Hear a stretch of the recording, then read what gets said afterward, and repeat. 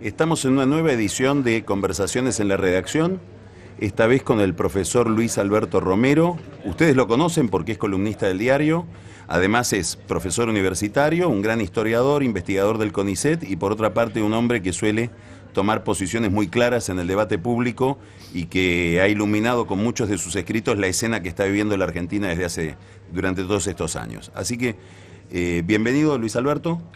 Y me gustaría preguntarte justamente sobre esto último que dije. Me gustaría que me digas, vos hiciste hace poco una caracterización de los que serían algunos de los rasgos fundamentales de la estructura de poder del kirchnerismo, o de esta experiencia peronista que estamos viviendo. Sí. Y decías que eran 4. El cesarismo, es decir, una gran expansión del poder ejecutivo sobre los otros poderes.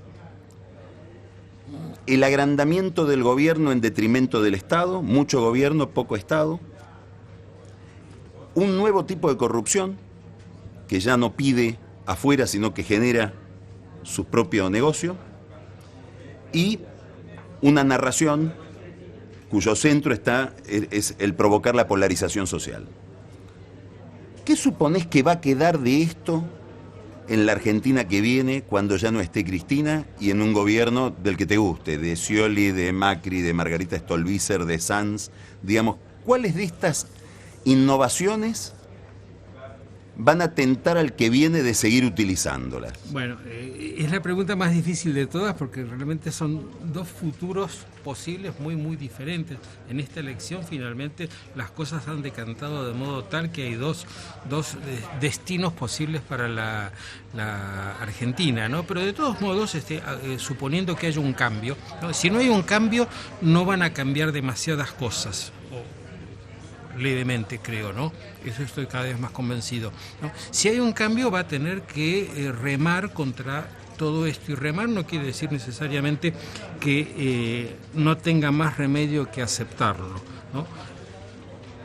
El primer punto, que es la concentración del poder en el presidente, que es una historia que desde la democracia se viene profundizando, ¿no es cierto? Es decir, desde Menem en adelante es una tendencia.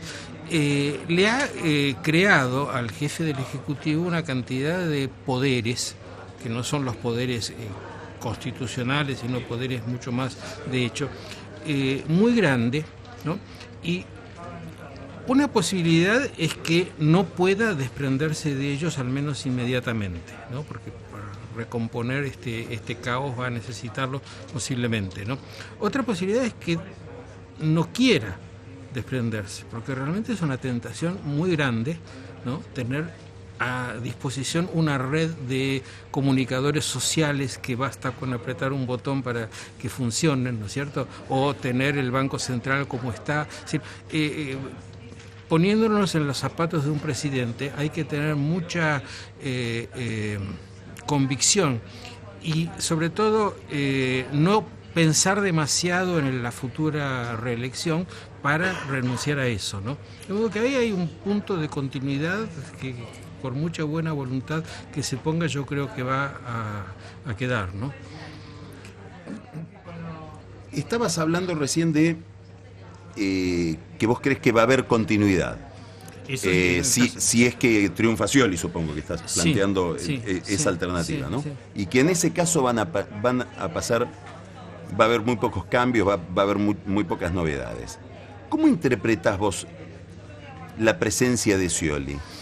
Scioli es el mascarón de proa que sirve solamente para ponerle una careta al kirchnerismo que va a seguir siendo el dueño de la pelota, ¿o estamos ante una nueva mutación del peronismo, donde ahora el peronismo y no el kirchnerismo nos propone un individuo, en este caso Scioli, que capta el clima de la época, por decirlo de alguna manera, tienen su propio Macri, o lo más parecido a Macri, como Menem fue lo más parecido, si querés, al Sogray y hasta lo incorporó, o como pusieron a Cafiero en el momento que predominaban los valores del alfonsinismo, digamos, una gran capacidad para quedarse con la demanda. Sí, es una idea muy buena y la voy a usar, digamos, ¿no? Es una idea muy buena la tuya y la voy a usar, ¿no? Bueno, es probable que cuando quienes lo eligieron a Scioli hayan pensado que iba a ser el mascarón que les iba a permitir continuar, ¿no es cierto? Por lo menos toda la forma en que lo han rodeado.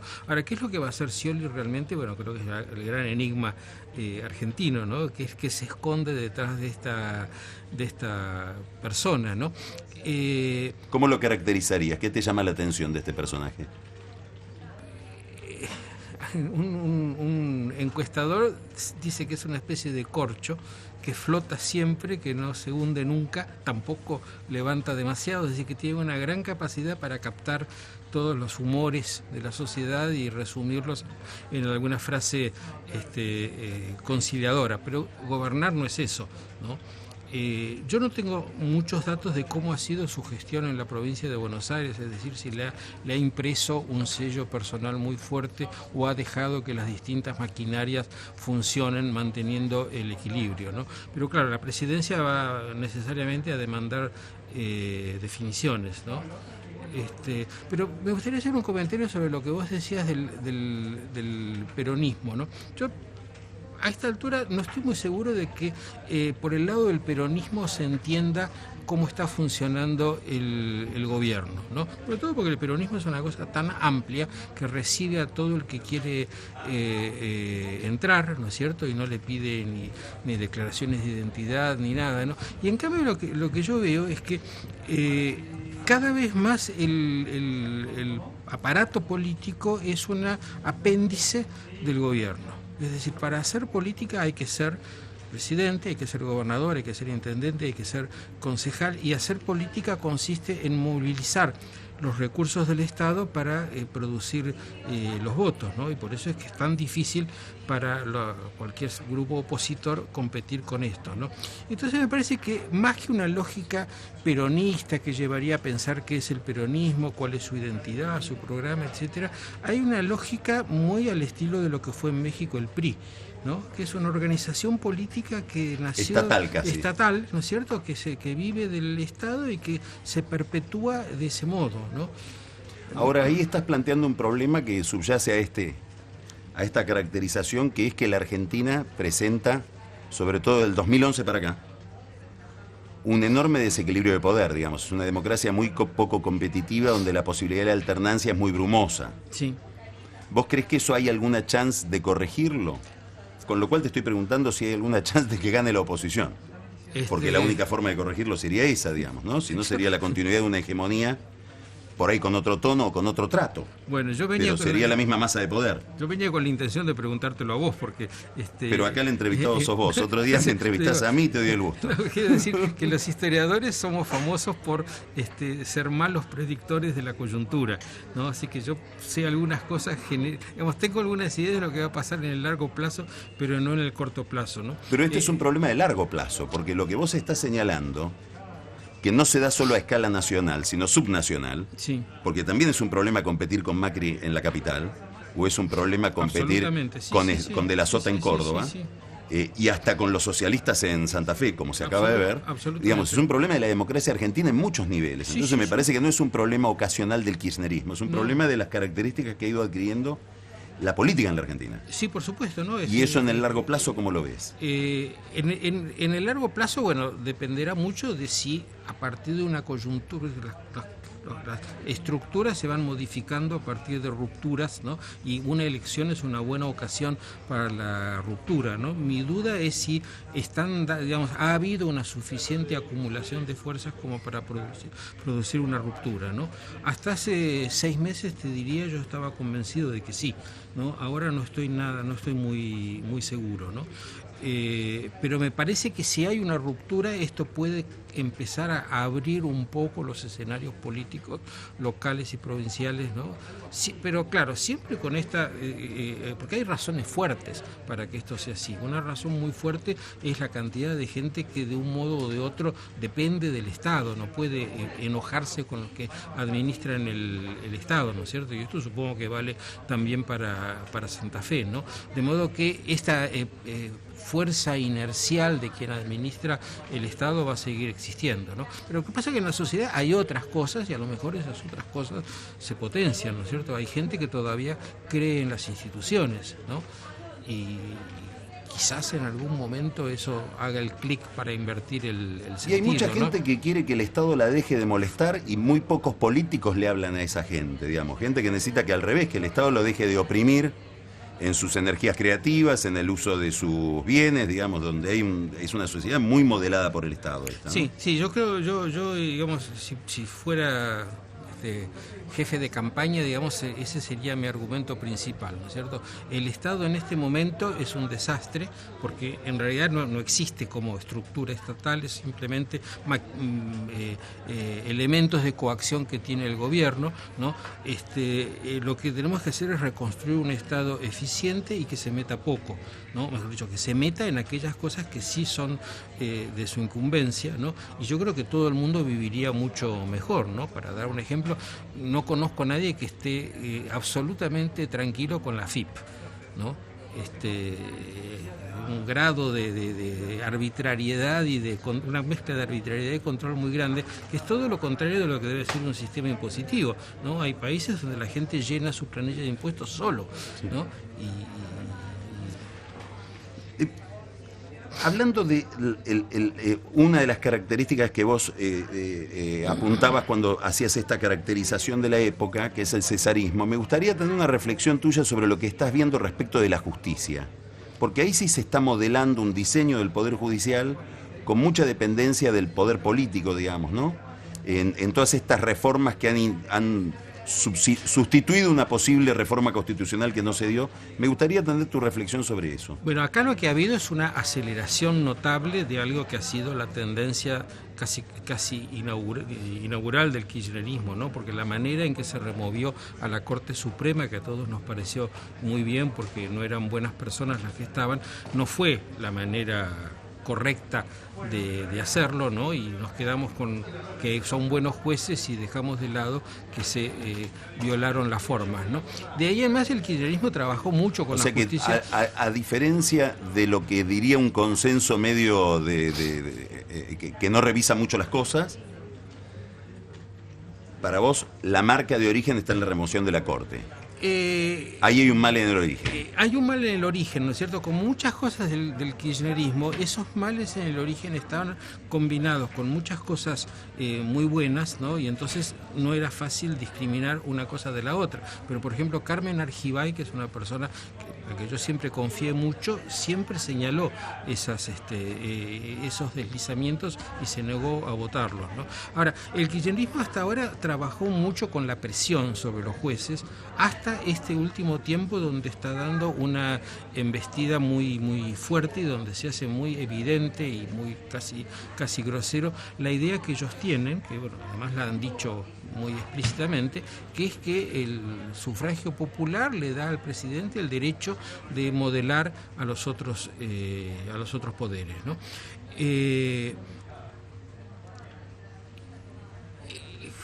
En algún momento va a llamar la atención que lo hayan esperado a 2014 o 2015 para hacerlo, cuando en realidad el momento ideal estuvo antes, ¿no es cierto? Pero lo están haciendo. Tal vez pensaban en la reelección y que la reelección iba a salir y esto tuvo otros plazos.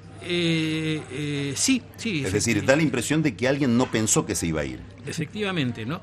Y podemos llegar a la situación paradójica de que en el nuevo ciclo el kirchnerismo sea un defensor del Poder Judicial contra el avasallamiento de un poder ejecutivo que no controla, ¿no? O el defensor de los derechos del Parlamento. Entonces vamos Yo había pensado en eso respecto al Banco Central. Si el próximo presidente quiere modificar la política del Banco Central, muy probablemente el kirchnerismo va a decir, no, es una institución independiente y autónoma. Por supuesto, sí. Ahora, dijiste algo recién sobre lo que me gustaría detenerme, y hay una idea que es que esta es una democracia de mayorías, no se define por el respeto de los derechos de las minorías, sino por la imposición del derecho de la mayoría, y por lo tanto el que tiene el voto de la mayoría puede ir contra los límites que imponen las instituciones que limitan, el Congreso, la justicia e inclusive la prensa. Esto implica, y me gustaría preguntarte, son dos las preguntas. Primero, ¿qué historia tiene este conflicto ideológico? Porque esto ya entraña un conflicto ideológico, ya no es una desviación respecto de un estándar de democracia compartido, sino un cuestionamiento al diseño tradicional. ¿eso qué arraigo histórico tiene? Y en segundo lugar, ¿es un simulacro o vos creés que tiene una penetración en la opinión pública, en la sociedad argentina, como para que este conflicto ideológico siga a pesar de que Cristina no esté en el Estado? Sí, yo te diría que está en el origen mismo de la democracia, ¿no es cierto?, en la Revolución Francesa, ¿no? La concepción de que la voluntad popular consagra al poder y ese poder actúa sin límites, ¿no? Y esta es una de las líneas de desarrollo de la democracia que ha sido paralela de la otra, ¿no es cierto?, la de la idea de que la Constitución organiza los poderes y sobre todo garantiza los derechos humanos, que eso fue el origen, ¿no? Clásicos del siglo XIX, Tocqueville, digamos, su obsesión era esa, ¿no es cierto?, la tiranía de la mayoría, ¿no? De modo que no es nuevo, ¿no? Pero son esas cosas que después de la Primera Guerra Mundial se potenciaron, ¿no? Y dieron fenómenos que son tienen una raíz en la democracia, aunque no nos guste, como el fascismo y el nazismo, ¿no es cierto?, que son una versión muy extrema de algo que en realidad es una corriente casi la más importante, diría yo, de la democracia en la primera mitad del siglo XX. Y en la Argentina esa corriente está presente desde 1916, porque Irigoyen era una excelente persona, pero no valoraba demasiado a los otros poderes y pensaba que él estaba investido de una misión, ¿no? Muy mesiánico esto, ¿no es cierto? Una misión que consistía en purificar las instituciones, o sea, rehacerlas desde el Poder Ejecutivo, ¿no es cierto? Es posible que Cristina piense lo mismo, piense que ella tiene esa misión, y yo creo que es una idea muy arraigada. Es una idea muy arraigada porque es simple, bueno, porque es simple, porque tenemos 100 años de desarrollo de la idea, es una idea más simple de entender y engancha con una cosa muy tradicional, que es el liderazgo, la idea del liderazgo, ¿no? Te voy a hacer la última pregunta sobre la oposición. Vos dijiste hace un ratito, bueno, lograron una acumulación de fuerzas, una estructuración de la oferta electoral en términos partidarios, de listas, de articulación de fuerzas políticas. Vamos al caso de Macri, el sí. PRO, el radicalismo. Ahora, para hacer lo otro que vos pedís, que es que den un salto hacia quebrar un consenso, el consenso oficialista, les va a faltar, por ponerlo en términos oficialistas, un relato. ¿Cómo miras vos la imagen del país que ofrece la oposición? Ya sea la de Macri y Cambiemos, o inclusive la de Margarita Stolbizer o Massa. Respecto de la que ofrece el gobierno, ¿no? Que es un relato muy claro. Sí. No, efectivamente le falta un relato y le falta un mensaje, ¿no? Para poner la comparación clásica, Raúl Alfonsín no hablaba demasiado de historia, ¿no? Salvo la condena del pasado inmediato, pero encontró en el preámbulo de la Constitución una manera de transmitir todas las cosas, las ideas, los valores, los sentimientos que estaban implicados en su candidatura, ¿no? No es algo, digamos, no es un libro de historia, no, lo que hace falta no es un libro de historia, pero una síntesis de algo sobre de a dónde vamos y hacia dónde queremos ir, ¿no? Yo personalmente creo que es imposible construirla si no hay una crítica muy radical de lo que se quiere cambiar, que eso no está ocurriendo claramente, ¿no? Hay demasiado cuidado, ¿no? Y alguna idea de qué pasado argentino se quiere retomar para ir hacia adelante, ¿no? Que no sería demasiado complicado porque es muy fácil encontrar una Argentina mejor que esta en algún momento del siglo XX, ¿no? No te aseguro de que ese relato convenza, pero por lo menos hay que intentarlo, ¿no? Bueno, en cualquier momento después de esta entrevista tal vez te llaman para hacer un aporte. Luis Alberto, muchas gracias. Bueno, gracias a ustedes. Y a ustedes también. Nos vemos en la próxima edición de Conversaciones en la Nación. Gracias.